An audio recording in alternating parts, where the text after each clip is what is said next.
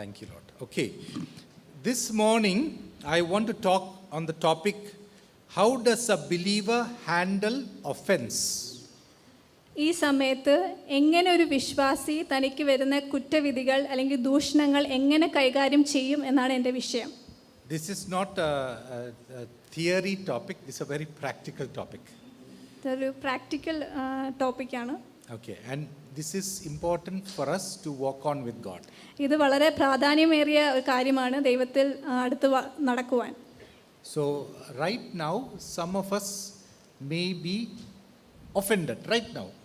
ഈ സമയത്ത് ചിലവർക്കെങ്കിലും നമുക്കെതിരെ കുറ്റവിധികളൊക്കെ ഇപ്പോഴും കാണുമായിരിക്കും. So some of us sometimes, even if we are not offended at the moment, in the next few days there may be opportunities for you to be offended. ഇപ്പോഴല്ലെങ്കിൽ ഇനി ഭാവിയിൽ അങ്ങനത്തെ ഉള്ള വിഷയങ്ങൾ വരുവാൻ വളരെ ചാൻസ് ഉണ്ട്. So we should know how to handle that situation. അതൊക്കെ കൈകാര്യം ചെയ്യാൻ നമ്മൾ പഠിക്കേണ്ടതാകുന്നു. Sometimes we accidentally may offend somebody. നമ്മൾ പോലും അറിയാതെ മറ്റുള്ളവരെ കുറ്റം വിധിക്കുക ചെയ്യാറുണ്ട്. Sometimes we may purposefully offend somebody. ചിലപ്പോൾ മനഃപൂർവ്വം മറ്റുള്ളവരെ കുറ്റം വിധിക്കാറുണ്ട്. Which is sin. അത് പാപമാണ്. Okay, so I will be talking about different aspects. ഇതിനെക്കുറിച്ച് പല ആസ്പെക്ട്സ് ഞാൻ സംസാരിക്കുന്നുണ്ട്. So this is by no means a complete message. ഇതൊരു പൂർണ്ണ മെസ്സേജ് അല്ല. So when you go into your life groups, you can add on to it. Life ഗ്രൂപ്പിൽ പോകുമ്പോൾ നമുക്ക് നമ്മുടേതായ ആഡ് ചെയ്യാവുന്നതാണ്. Okay, so the dictionary meaning of offense is ഡിക്ഷണറിയിൽ offence അല്ലെങ്കിൽ ഈ കുറ്റവിധികളുടെ അർത്ഥം എന്ന് വെച്ചാൽ it is annoyance brought about by a insult from somebody. മറ്റുള്ളവരിൽ നിന്ന് അപമാനം ഏൽക്കുന്നതിൽ നമുക്കുണ്ടാകുന്ന ഒരു ബുദ്ധിമുട്ട്. So that is offense. അതാണ് ഒഫൻസ്, കുറ്റവിധികൾ എന്ന് പറയുന്നത്. So this is the dictionary meaning of offense. ഇതാണ് dictionary meaning. Now you know that there is a lot of the Bible was written in Greek. യവന ഭാഷയിൽ എഴുതിയിട്ടുണ്ടല്ലോ ബൈബിളിൽ. So the Greek meaning of offense is a word called scandalon.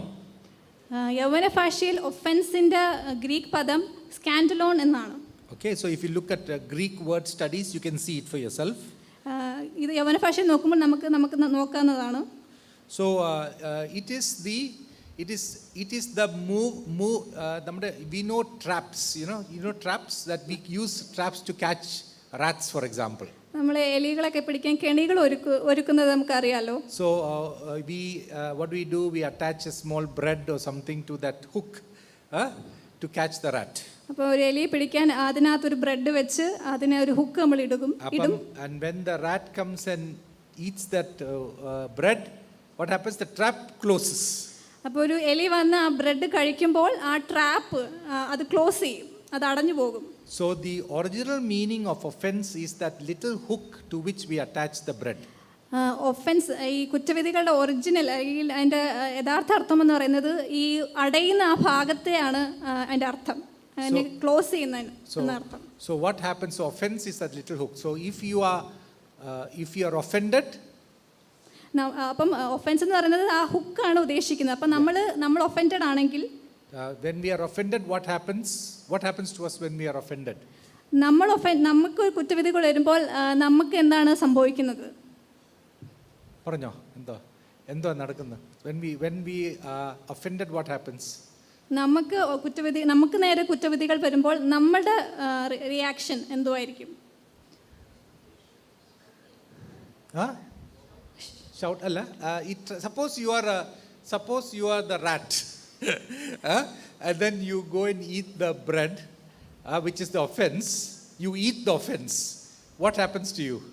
നിങ്ങൾ ഒരു ഉദാഹരണത്തിന് ഒരു എലിയാന്ന് വിചാരിച്ചു. അപ്പോൾ ആ കെണി ഒരുക്കുമ്പോൾ ആ ബ്രെഡിനെ പോയി കഴിക്കുമ്പോൾ അപ്പോൾ സംഭവിക്കുന്നത് എന്തായിരിക്കും? ആ ഒരു ഒഫൻസിൽ നിങ്ങൾക്ക് എന്താണ് നിങ്ങളുടെ റിയാക്ഷൻ? We'll be trapped. നമ്മൾ ഒരു So if we stay in offense, we are trapped. നമ്മൾ ഈ കുറ്റവിധികളിൽ ആയിരിക്കുമ്പോൾ നമ്മൾ ട്രാപ്ഡ് ആകും, അതായത് നമ്മൾ അടഞ്ഞിരിക്കുന്ന ഒരു അവസ്ഥ. We cannot get out. We are not free. നമ്മൾ സ്വതന്ത്രനാകാൻ സാധിക്കുകയില്ല, നമ്മൾ ബന്ധപ്പെടേണ്ട ആവശ്യം. So it is important for us to don't stay offended. അപ്പോൾ വളരെ പ്രാധാന്യമാണ് ഇങ്ങനെ കുറ്റവിധികളിൽ തന്നെ ഇരിക്കുന്നത്, അതിൽ നിന്ന് മാറുവാൻ നമ്മൾ ശ്രമിക്കേണ്ടതാണ്. So that is what I will be talking a little bit about. അതാണ് ഞാനിവിടെ സംസാരിക്കാൻ ആഗ്രഹിക്കുന്നത്. Okay, so before we start, I just want to lay some basics, some groundwork.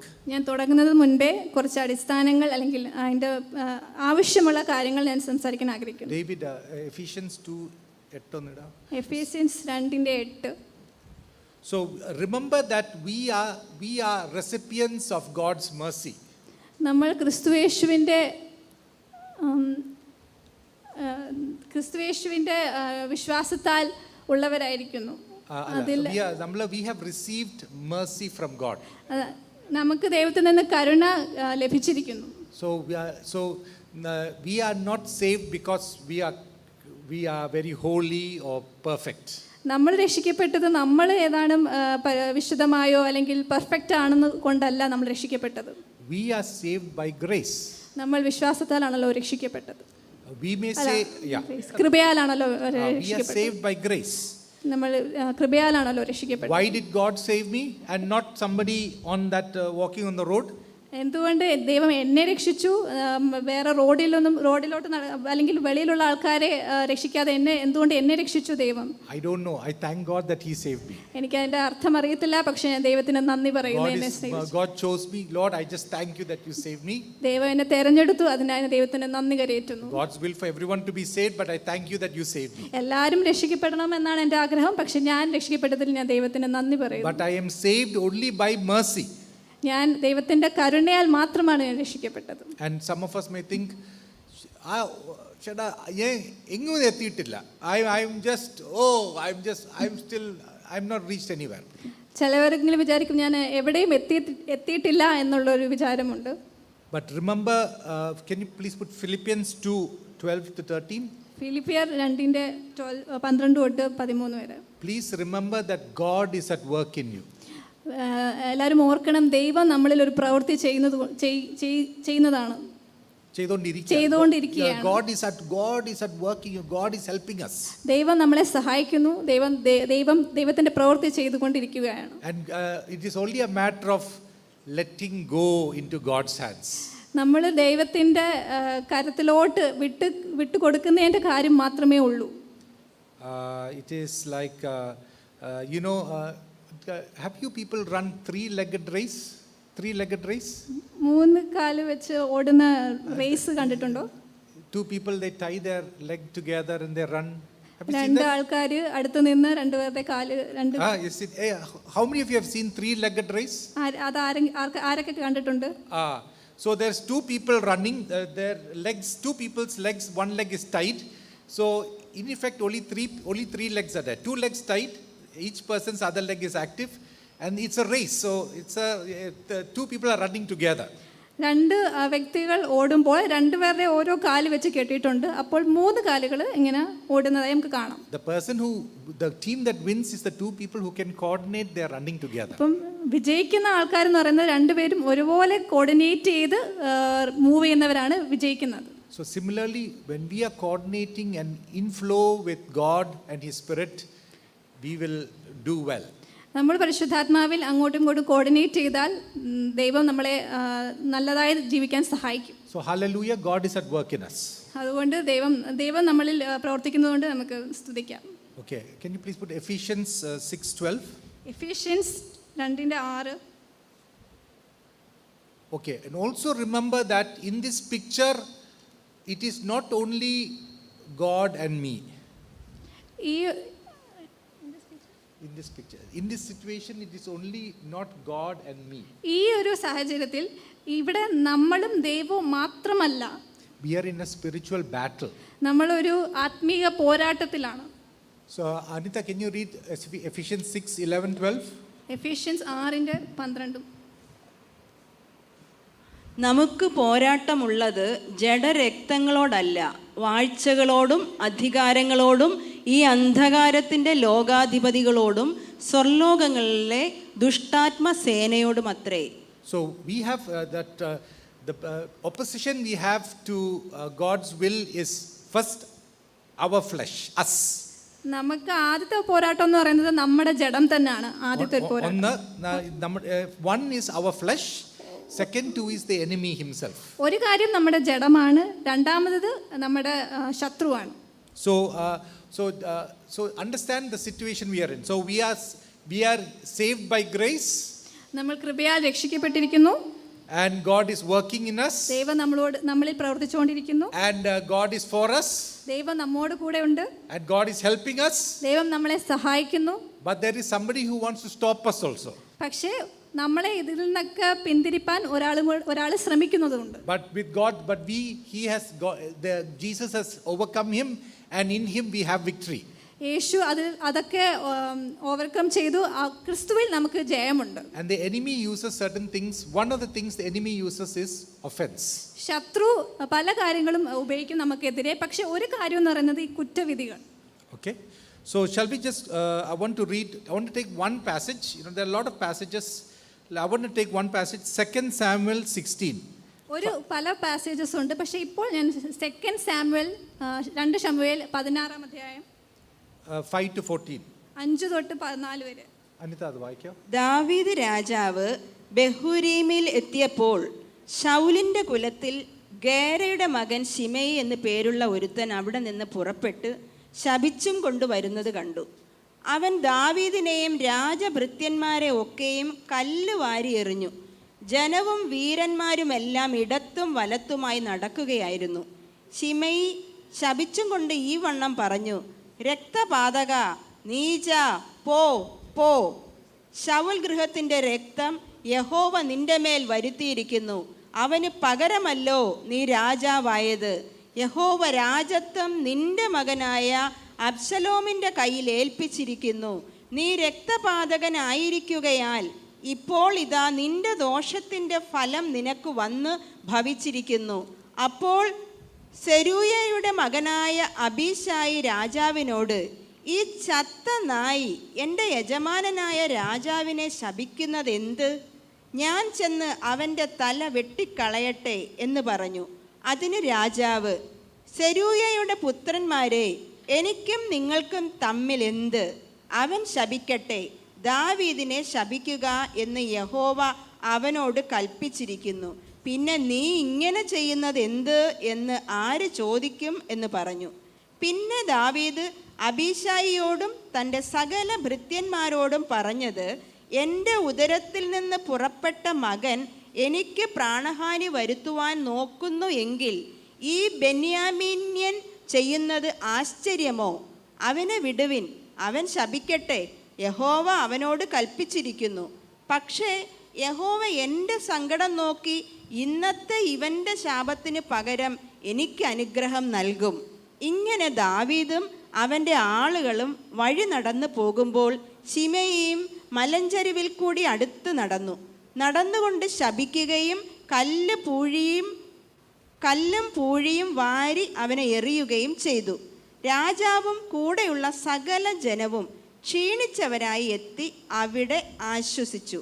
Okay, I just want to give you a context to this scripture. ഇതിനൊരു പശ്ചാത്തലം ഞാൻ തരാൻ ആഗ്രഹിക്കുന്നു. This situation is when King David was ruling in Jerusalem. ഈ സംഭവം എന്ന് വെച്ചത് ദാവീദ് രാജാവ് യെരുശലേമിൽ രാജ്യത്വം നിൽക്കുന്ന ഒരു സമയമായിരുന്നു. And Absalom, his son, was in a different place. അബ്ശലോം വേറൊരു സ്ഥലത്തായിരുന്നു. And Absalom came. The king asked Absalom to return back. അബ്ശലോമിനോട് രാജാവ് പറഞ്ഞു, നീ തിരികെ വരാൻ. But Absalom came, and Absalom wanted to become king. പക്ഷേ അബ്ശലോം തിരിച്ചു വന്നപ്പോൾ അബ്ശലോമിന് രാജാവാകാൻ ആഗ്രഹിച്ചു. And he was winning the hearts of the people. ആ സമയത്ത് അബ്ശലോം പലവരുടെയും ഇഷ്ടം അല്ലെങ്കിൽ അനുകൂലം വാങ്ങിച്ചെടുക്കുകയായിരുന്നു. And Absalom became very powerful, and David had to actually flee from Jerusalem. അബ്ശലോം ആ സമയത്ത് ശക്തി ആർജിച്ചെടുക്കുകയായിരുന്നു. അപ്പോൾ ദാവീദിന് അവിടെ നിന്ന് ഓടിപ്പോകേണ്ട ആവശ്യം വന്നു. So David took his mighty men with him. അപ്പോൾ ദാവീദിന്റെ കൂടെയുള്ള ശക്തിയായ മനുഷ്യനെ കൂടെ നിർത്തി. And he took many people followed David also. ഡേവിഡിന്റെ കൂടെയും പല ആൾക്കാരും കൂടെ ചെന്നു. So David is a warrior. The people who are going with him are warriors. They are leaving because Absalom also has become very powerful. അവര് ഡേവിഡിന്റെ കൂടെ അവരും ദാവീദും ഒരു വാറിയർ ആയതുകൊണ്ടും ദാവീദും വാറിയർ ആയതുകൊണ്ടും ആ സമയത്ത് അബ്സലോമും ശക്തിയേറുന്നത് കൊണ്ടും ദാവീദിന്റെ കൂടെയും അബ്സലോമിന്റെ കൂടെയും ആൾക്കാർ പോരുന്നു. So I just want to give a picture. So David and the people are going like this on a hill. ദാവീദിന്റെ ആൾക്കാരും ഒരു മലമേൽ ഇങ്ങനെ നടന്നുകൊണ്ടിരിക്കുകയാണ്. And parallel to David and his men going, there is another person, Shimei, going on another hill. You can imagine. അപ്പം ദാവീദിന്റെ കൂടെ ഷിമേയ് എന്ന് പറഞ്ഞ വേറൊരു അദ്ദേഹത്തിന്റെ കൂടെയും കുറച്ച് ആൾക്കാർ ഇങ്ങനെ പോയിക്കൊണ്ടിരിക്കുകയാണ്. And this man is speaking ill about David. അപ്പോൾ ആ സമയത്ത് തന്നെ ദാവീദ് എതിരെ കുറെ കുറ്റാരോപണങ്ങൾ He is സംസാരിച്ചുകൊണ്ടിരിക്കുകയാണ്. speaking ill, he's throwing dust and he's throwing stones on David. ദാവീദിനെതിരെ കല്ലും മണ്ണും ഒക്കെ എറിയുമായിരുന്നു ആ സമയത്ത്. And remember, David is a powerful person. നമ്മൾ ഓർക്കേണ്ടത് ദാവീദ് ഒരു ശക്തിയായ മനുഷ്യനായിരുന്നു, ശക്തിയുള്ള ഒരു മനുഷ്യനായിരുന്നു. And he could have done anything. ആ സമയത്ത് ദാവീദിന് എന്തും ചെയ്യാമായിരുന്നു. And one servant of David actually said, "Let me go and cut off his head." അപ്പോൾ ദാവീദിന്റെ ഒരു ദാസൻ പറഞ്ഞു, ഞാൻ പോയി അവനെ കൊല്ലട്ടെ എന്ന് ചോദിച്ചു. And David says no. അപ്പോൾ ദാവീദ് പറഞ്ഞു വേണ്ട എന്ന് പറഞ്ഞു. Because what this man was telling to David at that time was actually not going into David's heart. കാരണം എന്തെന്ന് വെച്ചാൽ അതേ മറ്റാൾ പറയുന്ന കാര്യങ്ങൾ ദാവീദ് ഹൃദയത്തിലോട്ട് എടുത്തില്ലായിരുന്നു. Okay.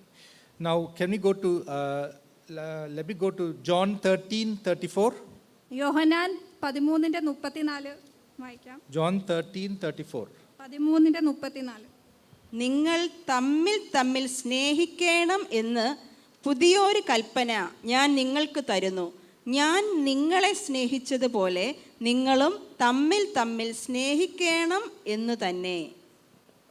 35. 35.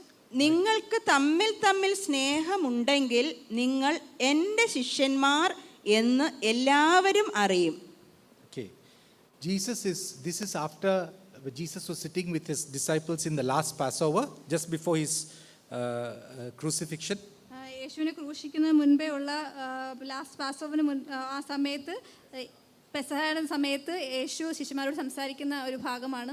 Judas has left. Judas യേശുവിന് അവരിൽ നിന്ന് So മാറിപ്പോയി. Jesus tells Judas, whatever you do quickly. ജൂദാസിന്റെ അടുത്ത് പറഞ്ഞു, നീ എന്ത് ചെയ്താലും പോയി വേഗം ചെയ്യുക എന്ന് പറഞ്ഞു. Now Jesus is with his disciples. ഇപ്പോൾ യേശുവിന്റെ ശിഷ്യന്മാരോടൊപ്പമാണ്. And Jesus tells them it's a commandment. യേശു ഇതൊരു കൽപ്പനയായിട്ടാണ് So സംസാരിക്കുന്നത്. commandment is not like if a general gives a command to his soldiers, it's a command. It's compulsory. It's compulsory. നമ്മൾ vaccination കൊടുക്കും, this is compulsory vaccine, this is optional vaccine. Compulsory means it has to be done. ഇതൊരു compulsory ആണ്, അതായത് നമ്മൾ ചെയ്യുക തന്നെ മതിയാകൂ, അങ്ങനത്തെ ഒരു കൽപ്പനയായിരുന്നു ദൈവം പറഞ്ഞത്. Jesus says, my commandment to you is that you love one another even as I have loved you. യേശു പറഞ്ഞു, ഞാൻ സ്നേഹിച്ചതുപോലെ നിങ്ങളും അന്യോന്യം സ്നേഹിക്കണമെന്ന് കൽപ്പിച്ചു. So we cannot love who we want to love. I love him because he loves me. ഒരാളെ എന്നെ ഇങ്ങനെ സ്നേഹിക്കുന്നതുകൊണ്ട് ഞാനും അങ്ങോട്ട് സ്നേഹിക്കാം എന്ന് നമുക്ക് പറ്റത്തില്ല. So we have it's a commandment, we have to do it. അതൊരു കൽപ്പനയാണ്, നമ്മൾ ചെയ്യുക തന്നെ, നമ്മളത് ചെയ്യേണ്ടതാകുന്നു. And I will talk a little deeply. It's not just therefore okay brother, I will do it. You can't do it like that also, but I will talk a little bit about it later. But please remember that it's a commandment. ഇത് നമുക്ക് പെട്ടെന്ന് ഇങ്ങനെ ചെയ്യാനൊന്നും ഇച്ചിരി പ്രയാസമായിരിക്കും, പക്ഷെ ഇതൊരു കൽപ്പനയായതുകൊണ്ട് ഇതിന് പല ആസ്പെക്ട്സ് ഉണ്ട്. Jesus says that people will know that we are his disciples by the love that we have for one another. യേശു പറഞ്ഞു, ശിഷ്യന്മാർ യേശുവിൻ്റെ ശിഷ്യൻ ആകുന്നത് മറ്റുള്ളവർ കാണുന്നത് ആ കൽപ്പന അനുസരിച്ച് മറ്റുള്ളവരെ സ്നേഹിക്കുന്നത് മൂലമാണ്. By seeing the love that we have for one another, then they will know that we are Christians. നമ്മൾ മറ്റുള്ളവരെ സ്നേഹിക്കുന്നത് കണ്ട് ബാക്കിയുള്ളവർ മനസ്സിലാകും നമ്മളൊരു ക്രിസ്ത്യാനി By തന്നെയാണ്. seeing the love that is inside of you, they will know that you are a Christian. നമ്മുടെ ഉള്ളിലെ സ്നേഹം കണ്ട് മറ്റുള്ളവർ തീർച്ചയായും പറയും നമ്മളൊരു സത്യക്രിസ്ത്യാനി It is തന്നെയാണ്. not merely how much you know, but your actions, your life, your love for one another will show it. ഇത് ജസ്റ്റ് നമുക്കൊരു ജ്ഞാനം മാത്രമല്ല, നമ്മളിൽ നിന്ന് വരുന്ന ആ പ്രവൃത്തിയാണ്, നമ്മളിൽ നിന്ന് വന്ന പ്രവൃത്തിയും സ്നേഹവുമാണ് ഇത് കാണിക്കുന്നത്. Okay, so loving one another is very important.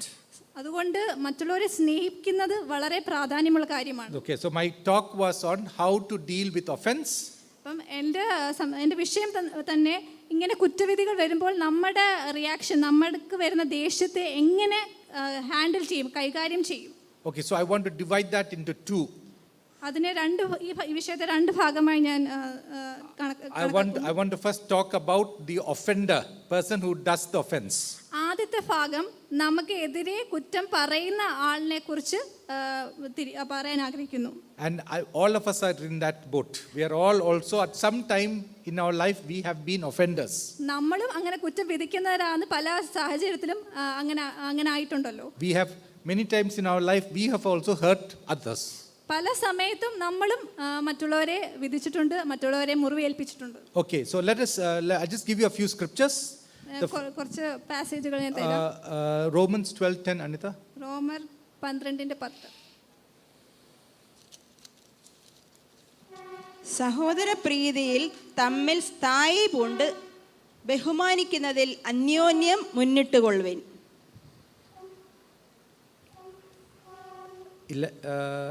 Once full വായിച്ചായിരുന്നോ? 10 full verse. സഹോദര പ്രീതിയിൽ തമ്മിൽ സ്ഥായി പൂണ്ട് ബഹുമാനിക്കുന്നതിൽ അന്യോന്യം മുന്നിട്ടുകൊള്ളുവിൻ. Okay, so be devoted to one another in brotherly love.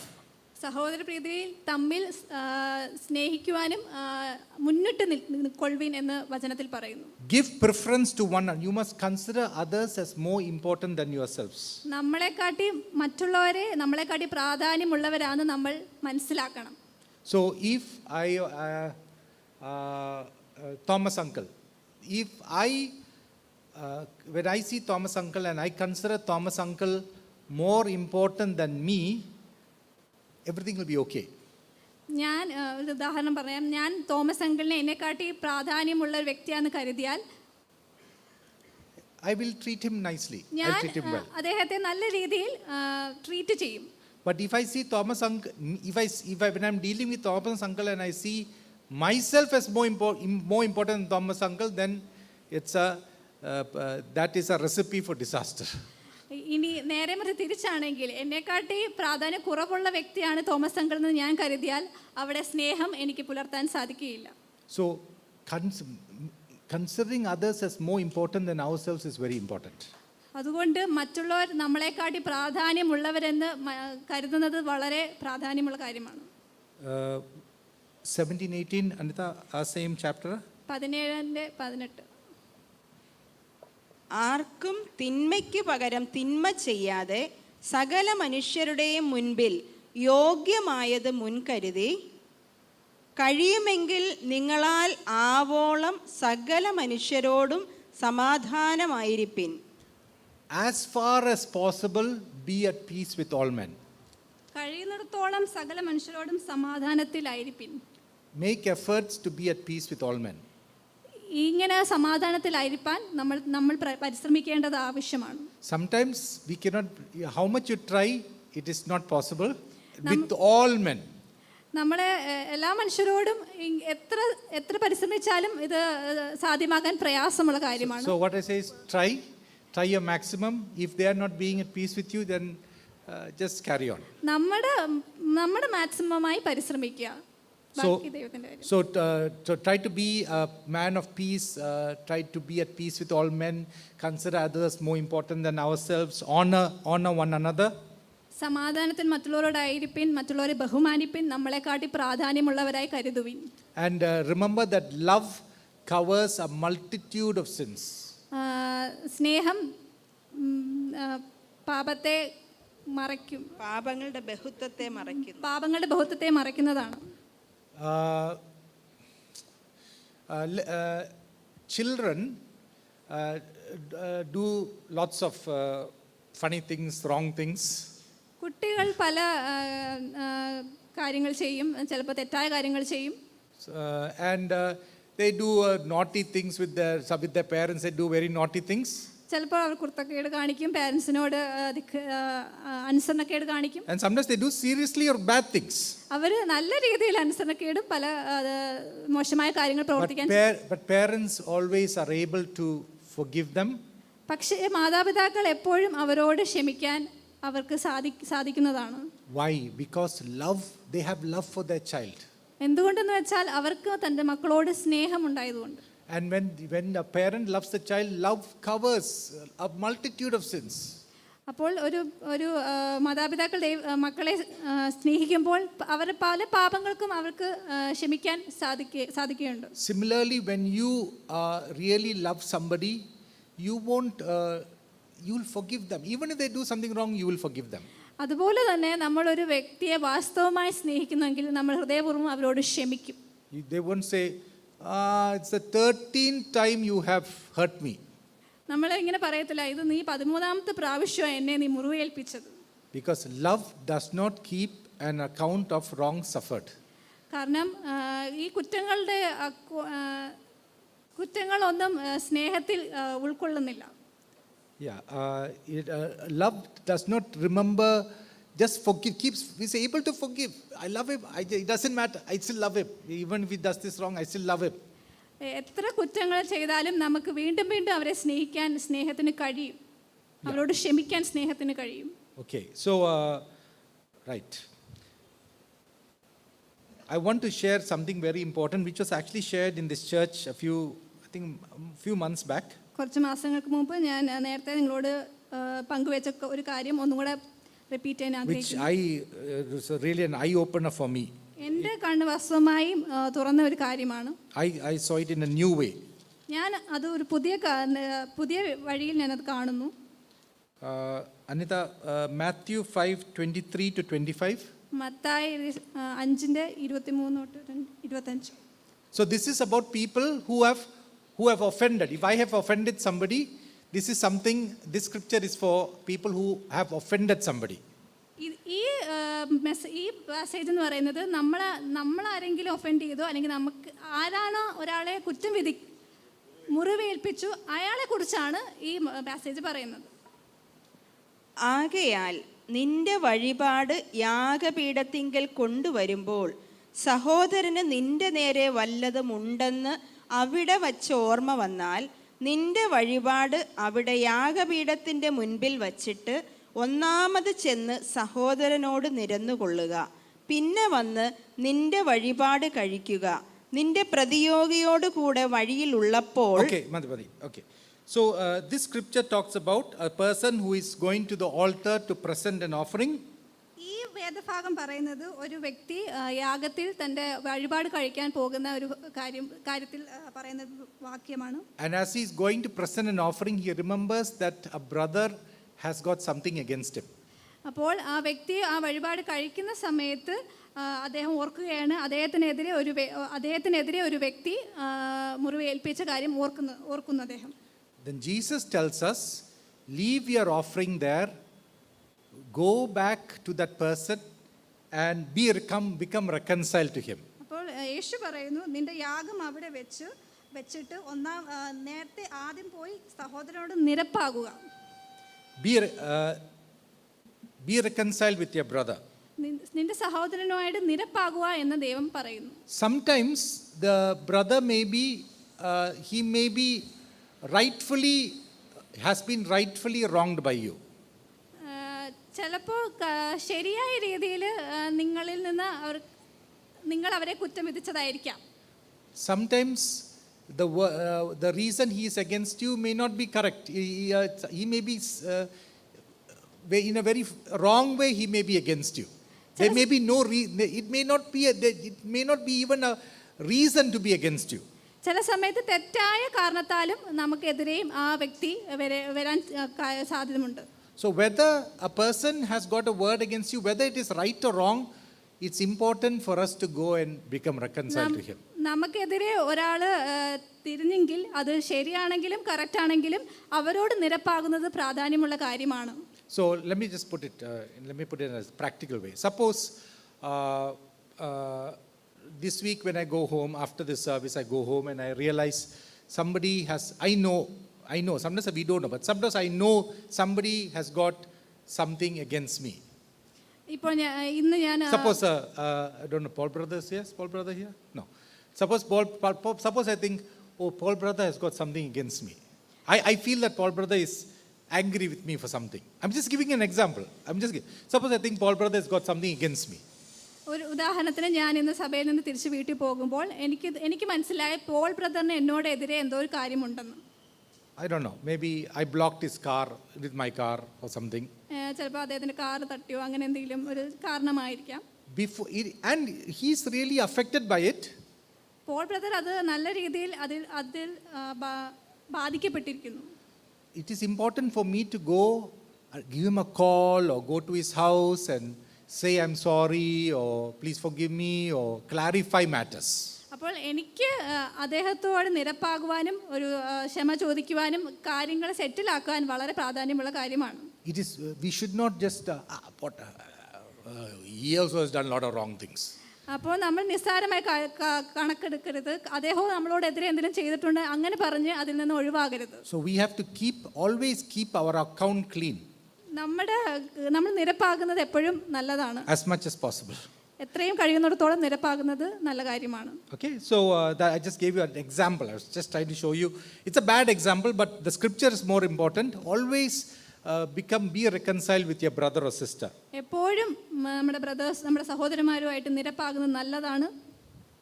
സ്ക്രിപ്ചേഴ്സിൽ വചനത്തിൽ അത് തന്നെയാണ് പറയുന്നത്. Okay, now I talked about offender. Now I'm talking about the person who has been offended person.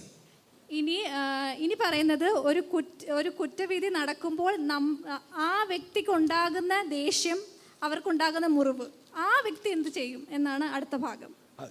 So Anita, can you read Matthew 18:23 to 33? Mathai 18:23 തൊട്ട് 33 വരെ ഒന്ന് വായിക്കാവോ?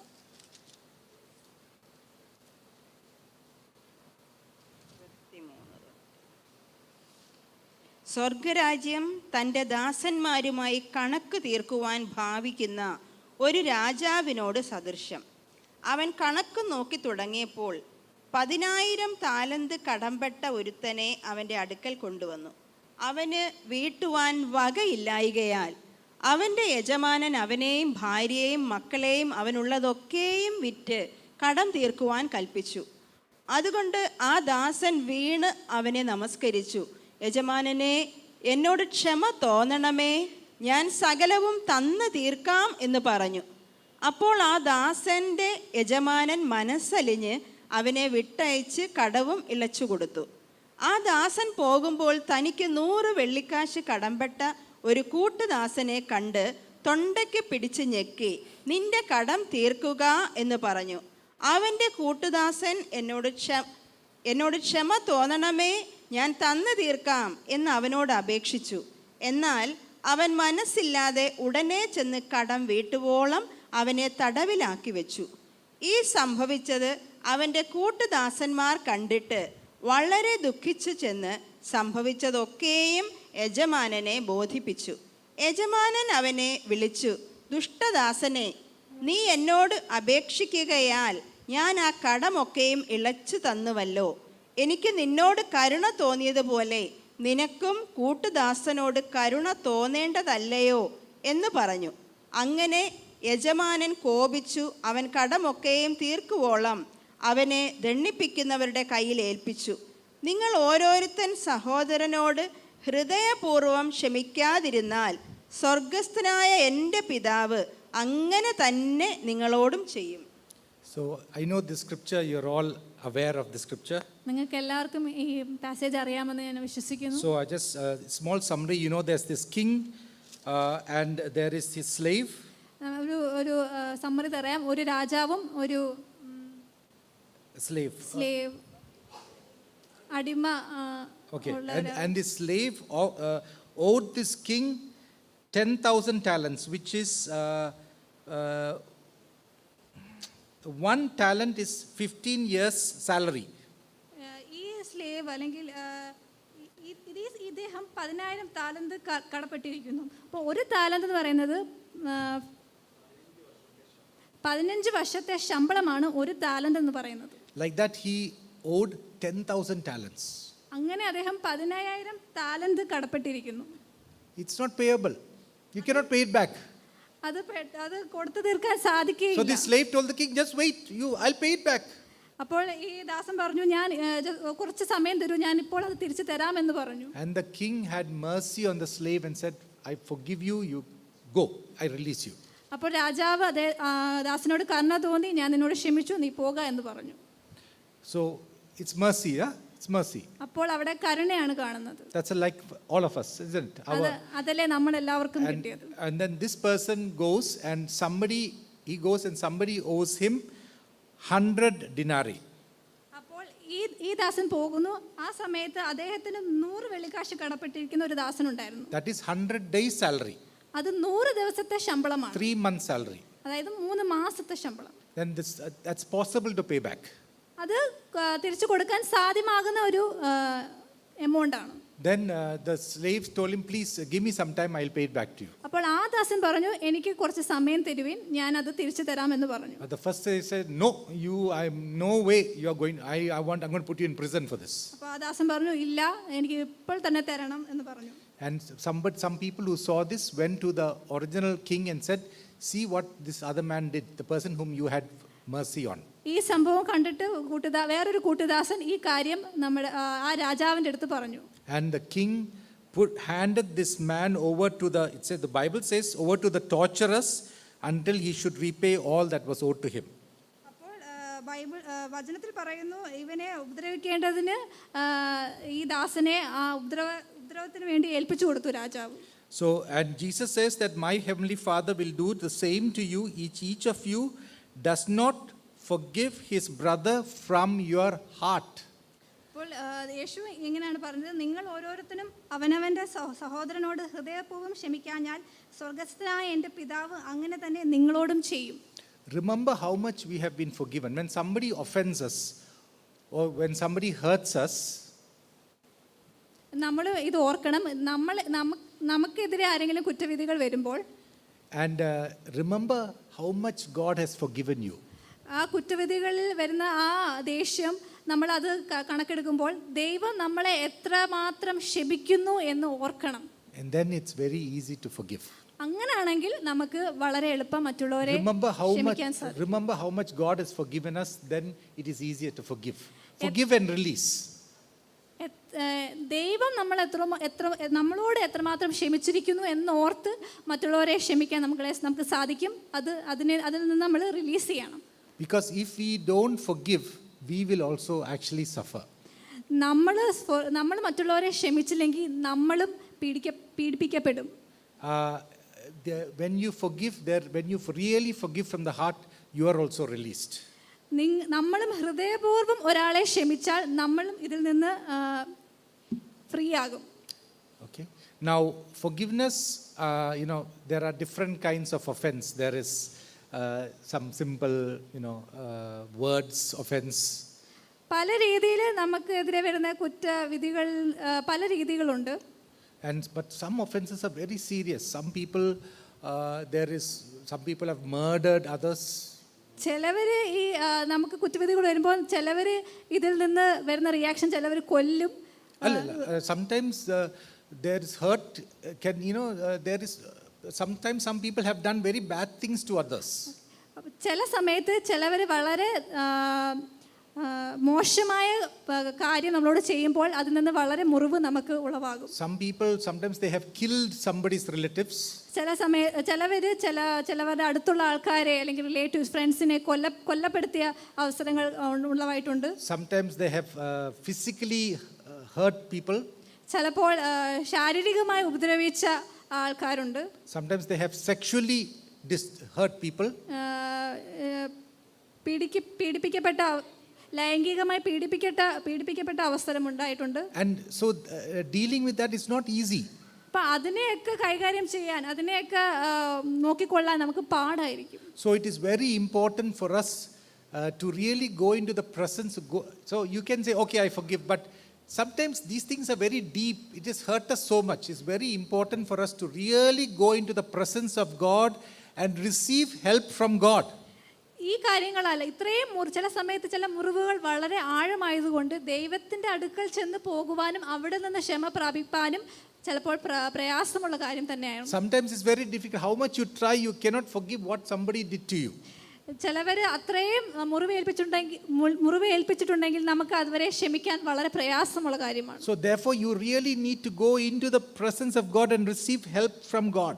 അപ്പോൾ ആ സമയത്തൊക്കെയും ദൈവത്തിന്റെ സാന്നിധ്യത്തിൽ പോയി കർത്താവിൽ നിന്നുള്ള സഹായം തേടേണ്ടത് വളരെ ആവശ്യമുള്ള And God കാര്യമാണ്. is a God who gives grace and mercy to those who come into their presence.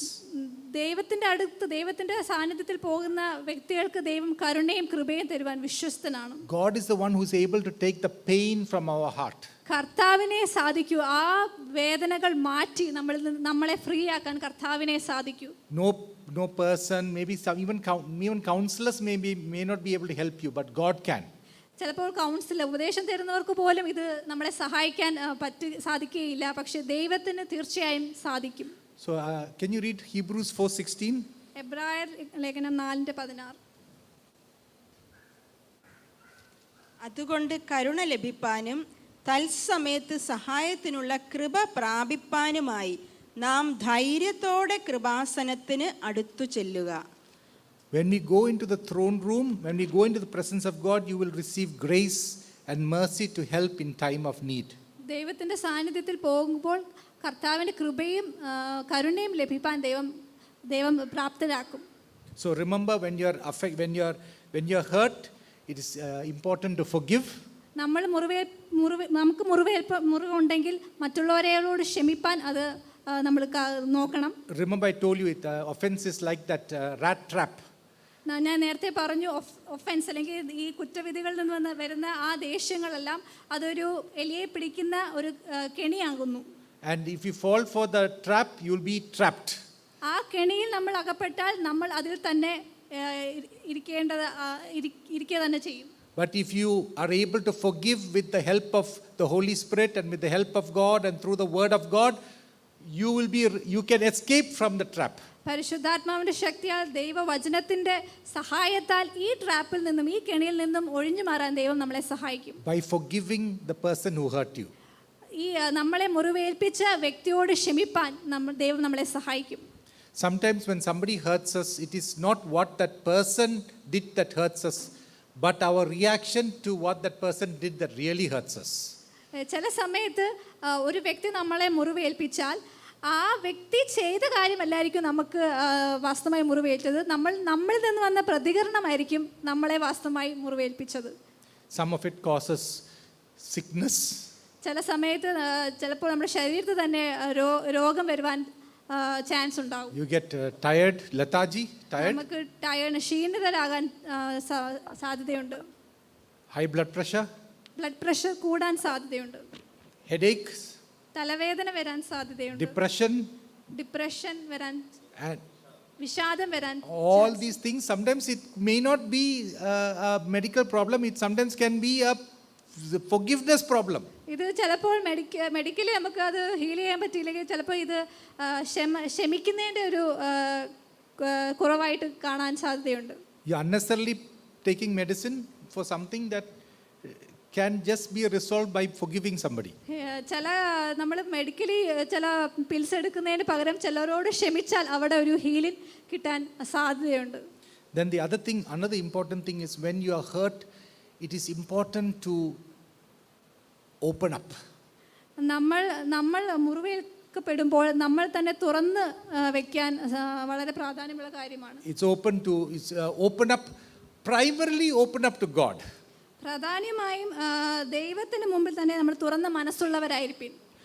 Go into the presence and just you see the Psalms. David went and he just cried out to God.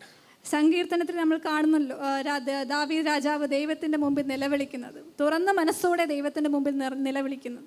I don't know, some children, they open up to their mothers, they just they tell their mothers everything.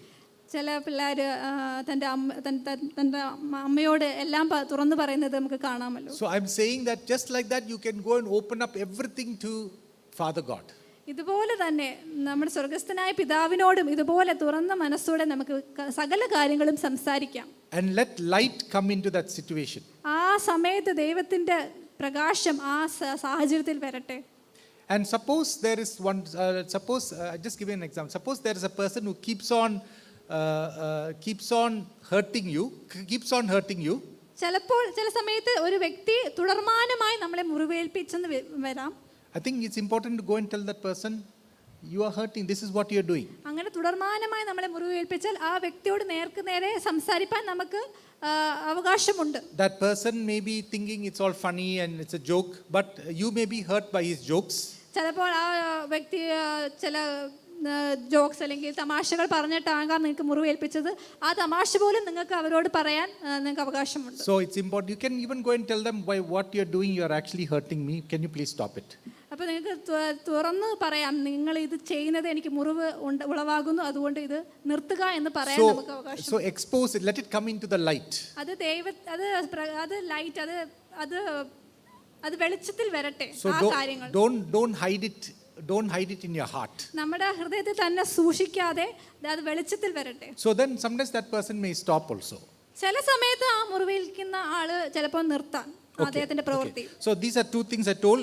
The offender person, if I am a person who is offending, the ways to stop it is consider others as more important than me. And then also, if I have hurt somebody, go and be reconciled to them. ഇപ്പം ഞാനാണ് ഒരു വ്യക്തിയെ മുറിവേൽപ്പിക്കുന്നതെങ്കിൽ അപ്പോൾ അദ്ദേഹം ഞാൻ ചെയ്യേണ്ട കാര്യം എന്ന് പറയുന്നത് മറ്റുള്ളവരെ എന്നെക്കാട്ടി പ്രാധാന്യമായി എണ്ണിയിട്ട് അവരോട് ക്ഷമ ചോദിപ്പിൻ, അല്ലെങ്കിൽ എൻ്റെ പ്രവൃത്തി നിർത്താൻ ശ്രമിക്കുവിൻ. And then if I am a person who has been offended, I have to forgive. എനിക്കെതിരെ കുറ്റവിധി വന്നപ്പോൾ എന്നിൽ നിന്ന് വന്ന ആ നീരസം ഞാൻ മറ്റുള്ളവരെയും ഹൃദയപൂർവ്വം ക്ഷമിക്കാൻ ദൈവത്തിൽ നിന്ന് പ്രാപിപ്പിൻ. Okay, then these are things. Now there's in medicine they always say prevention is better than cure. Medical ടേമിൽ പറയുമല്ലോ, പ്രതിരോധമാണ് ചികിത്സയെക്കാട്ടി നല്ലതെന്ന്. Prevention is better than cure. So let's look. I want to bring Psalm 119, 165. സങ്കീർത്തനം 119ന്റെ 165 വാക്യം വായിക്കാം. നിന്റെ ന്യായപ്രമാണത്തോട് പ്രിയമുള്ളവർക്ക് മഹാസമാധാനമുണ്ട്, അവർക്ക് വീഴ്ചയ്ക്ക് സംഗതി ഏതുമില്ല. So actually I wanted to speak from King James. It says, those who love your law have great peace. ഇതിനകത്ത് പറയുന്നത് ദൈവത്തിന്റെ ന്യായപ്രമാണത്തോട് പ്രിയമുള്ളവർക്ക് മഹാസമാധാനമുണ്ട്. And nothing causes them to be offended. That's how it comes in King James. അവർക്ക് വീഴ്ചയ്ക്ക് കാരണമായി ഒന്നുമില്ല. Nothing causes them to be offended. അവർക്ക് കുറ്റവിധികളിൽ നിന്നുള്ള മുറിവുകൾ വരാൻ സാധ്യമല്ല. Because they are very connected to the word of God. കാരണം നമ്മൾ ദൈവവചനവുമായി കണക്ഷൻ ഉണ്ടല്ലോ. So continue to be filled with the Spirit of God. തുടർമാനമായി ദൈവാത്മാവിൽ നിറഞ്ഞവരായിരിക്കും. Because our abilities are very limited. നമ്മുടെ സാധ്യതകൾ കഴിവുകൾ വളരെ ചുരുക്കമുള്ളതാണ്. We need to be filled with the Holy Spirit at all times. നമ്മൾ പരിശുദ്ധാത്മാവാൽ എല്ലാ സമയത്തും നിറഞ്ഞവരായിരിക്കും. We have to be filled with the word of God. ദൈവവചനത്തിൽ His word is spirit and life. ദൈവത്തിന്റെ വചനം ആത്മാവും ജീവനുമാണ്. And when you are strong in the word of God, you become a strong person. നമ്മൾ ദൈവവചനത്തിൽ ബലമുള്ളവരാണെങ്കിൽ നമ്മൾ വാസ്തവമായി ബലമുള്ള മനുഷ്യനായി മാറും. And some offense falls on you, it doesn't stick. നമുക്കെതിരെ വരുന്ന കുറ്റവിധികളിൽ നിന്നുള്ള നീരസം പോലും നമ്മളോട് നമുക്കത് അടുത്ത് വരികയില്ല. I don't know. In English there is a phrase that says it is like water falls off the back of a duck. What's the word? How can I?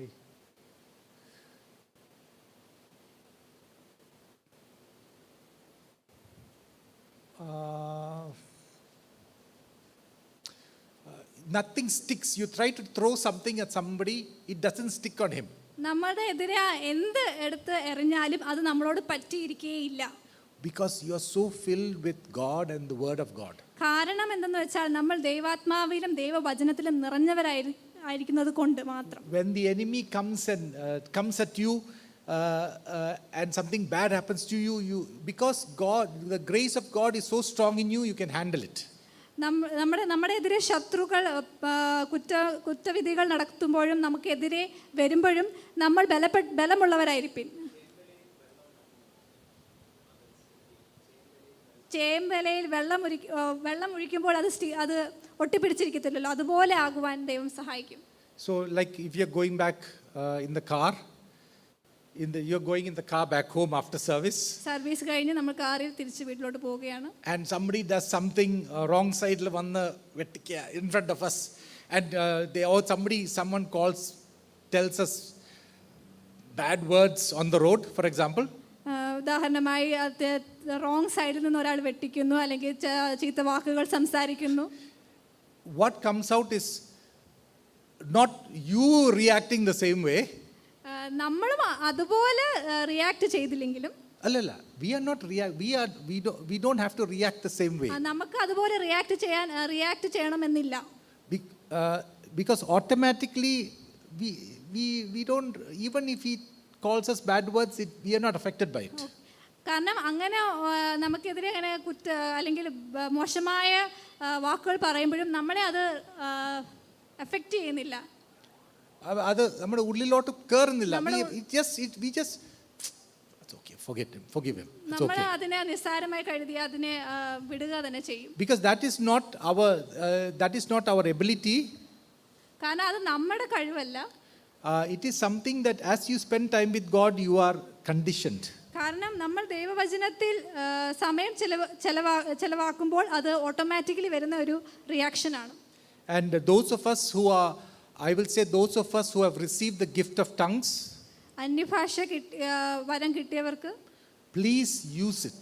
അത് ദയവ് ചെയ്ത് അത് ഉപയോഗിക്കാൻ നിങ്ങൾ മറക്കരുത്. Because the word of God says, when we speak in tongues, we edify ourselves. നമ്മൾ അന്യഭാഷ സംസാരിക്കുമ്പോൾ നമ്മളെ തന്നെ പണിയ തന്നെ ചെയ്യും.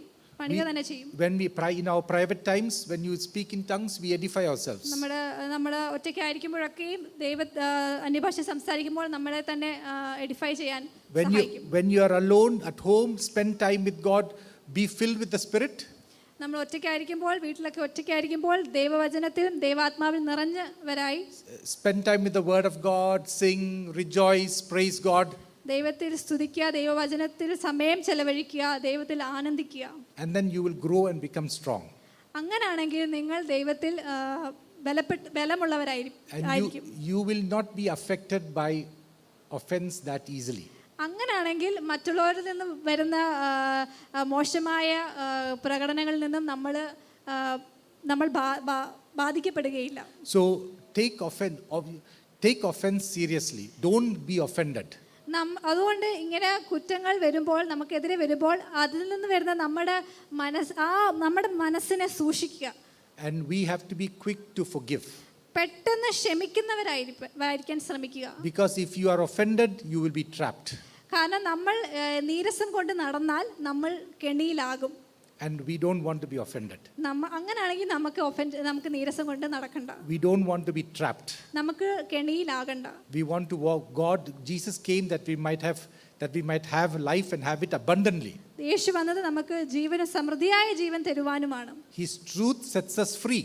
കർത്താവിന്റെ സത്യം നമ്മളെ സ്വതന്ത്രരാക്കും. Free is how he gives us keys so we can walk out of the cages that we are in. ദൈവം ചില കേജിൽ നിന്നൊക്കെ അല്ലെങ്കിൽ ചില കെണിയിൽ നിന്ന് പുറത്തു വരാൻ ചില താക്കോലുകൾ ദൈവം നമുക്ക് തരും. One key that God gives us is forgiveness, forgiving people. ഒരു താക്കോൽ എന്ന് പറയുന്നത് മറ്റുള്ളവരെ ക്ഷമിക്കുക എന്നാണ്, ഹൃദയപരമായി ക്ഷമിക്കുക. So I just want to give some time now for us to respond to God. കുറച്ച് സമയം ദൈവത്തോട് പ്രതികരിക്കാൻ ഞാൻ ആഗ്രഹിക്കുന്നു. Even if one or two people able to respond, the important thing is not to hear the message alone, but to really take it to heart and act on it. വചനം മാത്രം കേൾക്കുക മാത്രമല്ല, ഹൃദയത്തിൽ എടുത്ത് അതിൽ പ്രവർത്തിക്കാനും നമ്മൾ ചെയ്യേണ്ടതാകുന്നു. So shall we just pray and I ask you to really respond and to respond in prayer. ഞാൻ പ്രാർത്ഥിക്കാൻ പോകുമ്പോൾ നിങ്ങൾ അതിൽ പ്രതികരിക്കാൻ ഞാൻ ആഗ്രഹിക്കുന്നു. Please can you bend your heads in prayer? നമുക്ക് തലകൾ വണക്കാം. Father God, we just thank you for your mercy in our lives. സ്വർഗസ്ഥനായ പിതാവേ, അടിയങ്ങളുടെ ജീവിതത്തിൽ അങ്ങ് തന്ന കർത്താവെ കരുണയ്ക്കായി നന്ദി പറയുന്നു. We thank you that you had mercy on me. അങ്ങ് തന്ന എനിക്ക് തന്ന കരുണയ്ക്കായി നന്ദി പറയുന്നു. Lord, I was a very big sinner and you forgave me. അടിയങ്ങൾ മഹാപാപിയായിരുന്നപ്പോൾ തന്നെ അടിയങ്ങളോട് അങ്ങ് ക്ഷമിച്ചു. And you put your life inside of me. അങ്ങയുടെ ജീവൻ അടിയങ്ങളുടെ ഉള്ളിൽ അങ്ങ് തന്നു. And Lord, you are working on me and you are helping me. അങ്ങ് അടിയങ്ങളെ പ്രവർത്തിക്കുന്നത് കൊണ്ട് നന്ദി. കർത്താവെ അടിയങ്ങളെ സഹായിക്കുന്നത് കൊണ്ടും നന്ദി. And I'm going to be with you forever. അങ്ങയുമായിട്ട് എപ്പോഴും കർത്താവെ കൂടിയിരിക്കാൻ അടിയങ്ങൾ ആഗ്രഹിക്കുന്നു. Lord, but I understand. പക്ഷേ അടിയങ്ങൾ മനസ്സിലാക്കുന്നു, Lord, that unforgiveness, me not forgiving someone is harmful.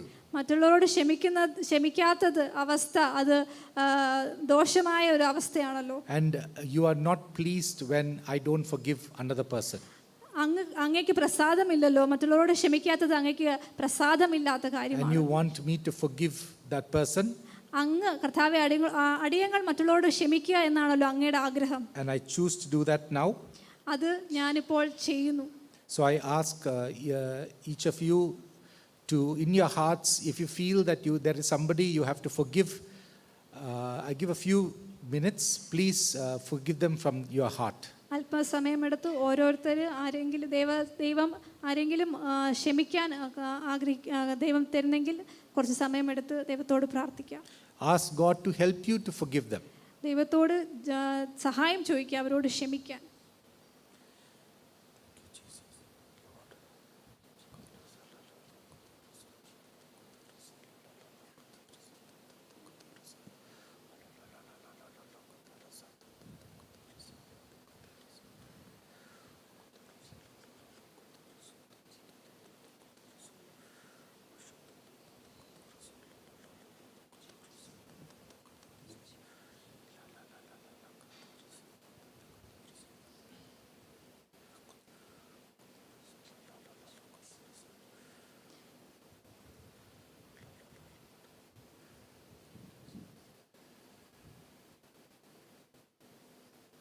In Jesus' name, I ask you to release them and forgive them completely.